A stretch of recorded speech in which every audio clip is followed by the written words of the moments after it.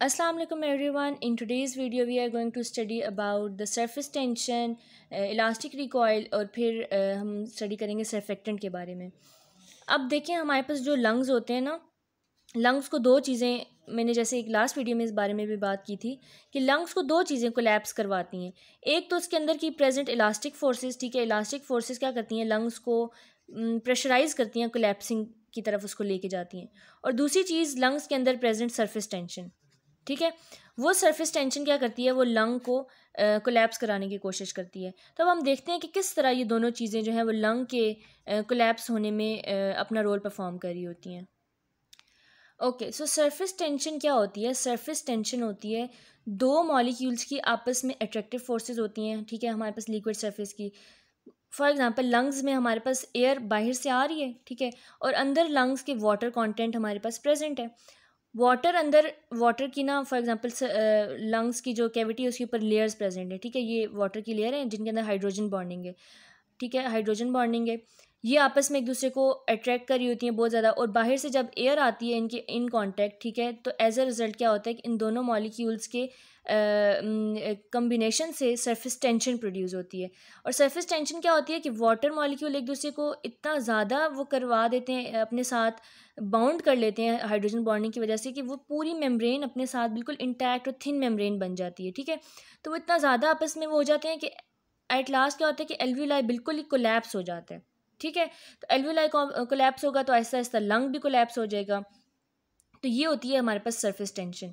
Lungs में हमें पता है कि एल्वियोलाई फ्लूइड के साथ लाइनिंग होती है और एयर बाहर से आ रही है, इन दोनों की इंटरेक्शन की वजह से हमारे पास सरफेस टेंशन प्रोड्यूस होती है, और ये सरफेस टेंशन लंग को कोलैप्स करा सकती है। अब इस सरफेस टेंशन को हमने किस तरह ओवरकम करना है ये हम देखते हैं नेक्स्ट। अच्छा, एक तो सरफेस टेंशन हमने डिस्कस कर लिया, लंग को कोलैप्स करा रही है। अब हम देखते हैं इलास्टिक फोर्सेस किस तरह लंग को कोलैप्स कराती हैं। इलास्टिक फोर्सेस क्या होता है कि लंग ने अगर स्ट्रेच कर लिया है, ठीक है, एक्सपैंड कर लिया, तो वापस अपनी प्री इंस्पिरेटरी पोजीशन में उसने जाना है, रीबाउंड होना है, तो ये उसकी इलास्टिसिटी है, ठीक है। और अब जो है हमारे पास, जैसे हमने वो डिस्कस किया कि दो चीज़ें जो लंग को कोलैप्स करा रही हैं, elastic forces, secondly surface tension. अब इलास्टिक फोर्सेस क्या करती हैं कि हमारे पास देखें लेप्लस लॉ है। लेप्लस लॉ ने क्या हमें बताया है कि जो हमारे पास प्रेशर है is equal to 2 times of the tension divided by radius. अब इसको हम किस तरह इस सिचुएशन से रिलेट करेंगे?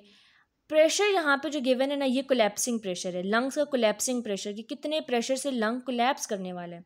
और जो टेंशन यहाँ पे प्रेजेंट है वो है हमारे पास सरफेस टेंशन, ठीक है। तो जितनी ज़्यादा हमारे पास सरफेस टेंशन होगी, टेंशन सरफेस टेंशन मतलब कि डायरेक्टली प्रोपोर्शनल है ना कोलैप्सिंग प्रेशर के साथ। तो हमने अभी पढ़ा कि सरफेस टेंशन में क्या हो रहा है, वाटर मॉलिक्यूल्स एक दूसरे को अट्रैक्ट कर रहे हैं, लंग कोलैप्स कर रहे हैं। तो जितनी ज़्यादा सरफेस टेंशन बढ़ती जाएगी उतना ज़्यादा लंग का कोलैप्सिंग प्रेशर बढ़ जाएगा और लंग कोलैप्स हो जाएगा। ये तो हमने सरफेस टेंशन का कोलैप्सिंग के साथ रिलेशन देख लिया। अब हम सेकेंड रिलेशन देखेंगे, किस तरह हमारे पास रेडियस का रिलेशन है कोलैप्सिंग प्रेशर का, मतलब कि इलास्टिक रिकॉइल किस तरह लंग को कोलैप्स करा सकती है। अच्छा, लेट सपोज हमारे पास ये एल्व्यूलाई हैं। एक हमारे पास जो है वो नॉर्मल एल्व्यूलाई का साइज़ प्रेजेंट है, ये हाइपर वेंटिलेटेड है, और ये हमारे पास हाइपो वेंटिलेटेड है, इसमें प्रॉपरली जो है ना वेंटिलेशन का प्रोसेस नहीं हो रहा, और एल्व्यूलाई का साइज़ बहुत स्मॉल है। अब रेडियस अगर इसका कम है ना, ठीक है, और इसका रेडियस बहुत ज़्यादा है, अब हम अगर इस फॉर्मूला को यूज़ करें तो हमारा कोलैप्सिंग प्रेशर जो है वो 2 कांस्टेंट है, और लेट सपोज हमारा सरफेस टेंशन 1 है। सरफेस टेंशन हमने 1 ही रखी, इसका रेडियस स्मॉल है तो इसको 1 लिख देते हैं, इसका रेडियस लार्ज है तो इसको 2 लिख देते हैं। मतलब ये कि अगर इसका रेडियस स्मॉल है, ठीक है, तो हमारे पास इस लंग का कोलैप्सिंग प्रेशर ज़्यादा है, ये वाला साइड ऑफ द लंग बहुत जल्दी कोलैप्स कर लेगी। इस तरह हमारे पास रेडियस जो है वो रिलेटेड है विद द लंग्स कोलैप्स। लेकिन अगर हमारे पास अब दो प्रॉब्लम्स हैं, उनका हमने सोल्यूशन भी ढूंढना है, उसका सिंगल सोल्यूशन है सर्फेक्टेंट। सर्फेक्टेंट क्या करता है कि लेट सपोज अगर एक किसी लंग का रेडियस कम भी है ना, उसको उसके अंदर मतलब अगर वो लंग कोलैप्स हुआ भी है, उस वो हाइपर वेंटिलेटेड है भी, तो वो क्या कराती है, वो क्रॉस फ्लो करा देती है दोनों लंग्स के दरमियान की, और क्रॉस फ्लो कराने से उनका कोलैप्सिंग प्रेशर बराबर कर देती है, जिसकी वजह से लंग कोलैप्स नहीं कर पाते हैं।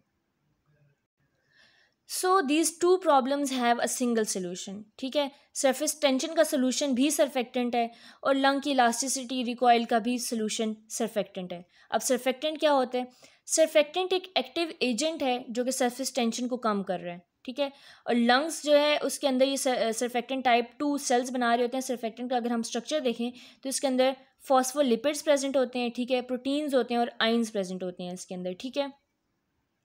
और ये जो पूरा फॉस्फोलिपिड सरफेक्टेंट के अंदर मौजूद होता है इसको हम कहते हैं डाई पाल्मोटाइल फॉस्फेटिडाइल कोलिन, ठीक है। ये फॉस्फोलिपिड है, कुछ प्रोटीन्स और आयंस भी हमारे पास इसके अंदर प्रेजेंट होते हैं। और ये सरफेक्टेंट क्या करता है कि सरफेक्टेंट फॉर एग्जांपल ये हमारे पास लंग था ना, और उसके अंदर एल्विलाई है, ये बाहर से हमारे पास इसके अंदर सारी आ रही है एयर, और अंदर इसके अंदर वाटर कंटेंट प्रेजेंट है। वाटर के अंदर अब हाइड्रोजन बॉन्डिंग है, वो एक दूसरे को अट्रैक्ट करेंगी, सरफेस टेंशन कॉज करेंगी।